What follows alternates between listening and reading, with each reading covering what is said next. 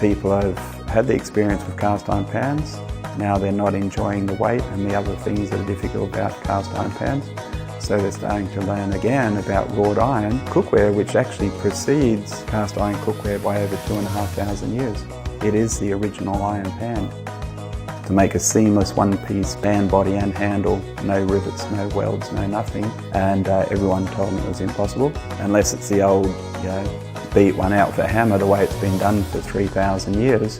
Not really viable these days. So I try to find a way to do it with machines. So Chef, we're out in the workshop now. It's going to get really interesting. Absolutely. Because in front of you is a very special machine. Very confidential. We're not going to spin the camera around, but we want you to see how this pan comes off the machine. I can't wait. Starts as a flat sheet, right? What's Yeah. Oh. Now that's not how I expected the pan to be made.